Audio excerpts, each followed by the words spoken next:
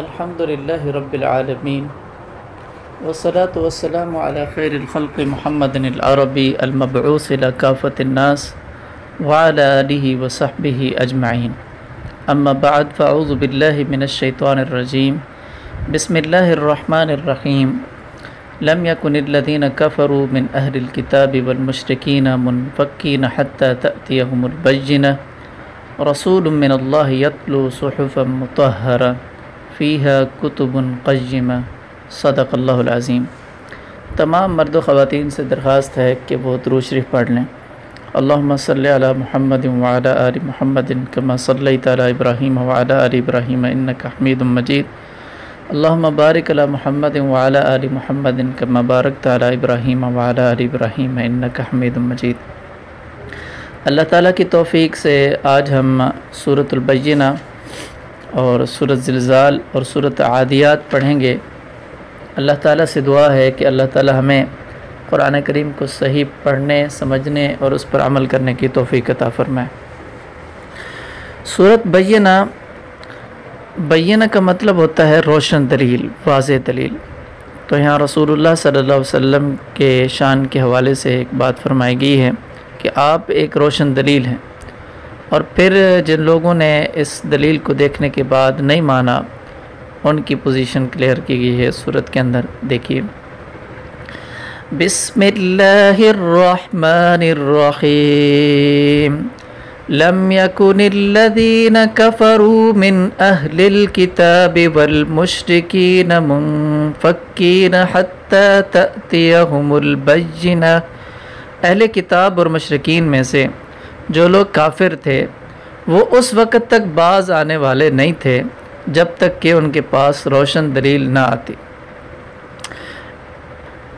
ان آیتوں میں حضور اقدس صلی اللہ علیہ وسلم کو پیغمبر بنا کر بھیجنے کی وجہ بتائی جا رہی کہ وہ یہ کہ جاہلیت کے زمانے میں جو لوگ کافر تھے، چاہے وہ اہل کتاب میں سے ہوں یا بت پرستوں میں سے، وہ اس وقت تک اپنے کفر سے باز نہیں آ سکتے تھے جب تک حضرت صلی اللہ علیہ وسلم کی شکل میں ایک روشن دلیل ان کے سامنے نہ آ جاتی.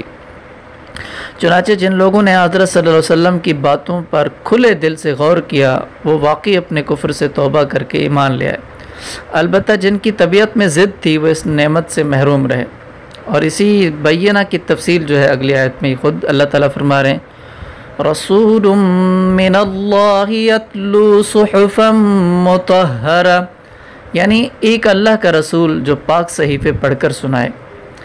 فیہا کتب قیمہ، جن میں سیدھی سچی تحریریں لکھی ہوں. وما تفرق الذین اوتوا الکتاب الا من بعد ما جاءتہم البینہ، اور جو اہل کتاب تھے انہوں نے جدا راستہ اسی کے بعد اختیار کیا جب ان کے پاس روشن دلیل آ چکی تھی. یہ ان اہل کتاب کی بات ہو رہی ہے جو حضرت صلی اللہ علیہ وسلم کی نبوت کے روشن دلائل دیکھنے کے بعد بھی آپ پر ایمان نہیں لائے. مطلب یہ ہے کہ آپ کی تشریف آوری کو ایک نعمت سمجھنے کی بجائے ان لوگوں نے ضد اور حسد کی وجہ سے آپ کی بات نہیں مانی اور الگ راستہ اختیار کر لیا، حالانکہ ان کے پاس روشن دلیل آ چکی تھی. وَمَا أُمِرُوا إِلَّا لِيَعْبُدُوا اللَّهَ مُخْلِصِينَ لَهُ الدِّينَ.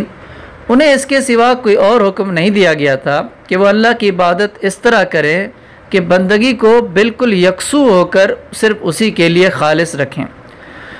حُنَفَاءَ وَيُقِيمُوا الصَّلَاةَ وَيُؤْتُوا الزَّكَاةَ وَذَلِكَ دِينُ الْقَيِّمَةِ، کہ بندگی کو بالکل یکسو ہو کر صرف اسی کے لیے خالص رکھیں اور نماز قائم کریں اور زکوٰۃ ادا کریں، اور یہی سیدھی سچی امت کا دین ہے. ان الذین کفروا من اہل الکتاب والمشرکین فی نار جہنم، یقین جانو کہ اہل کتاب اور مشرکین میں سے جنہوں نے کفر اپنایا ہے وہ جہنم کی آگ میں جائیں گے. خالدین فیہا، جہاں وہ ہمیشہ رہیں گے. اولئک ہم شر البریہ، یہ لوگ ساری مخلوق میں سب سے برے ہیں.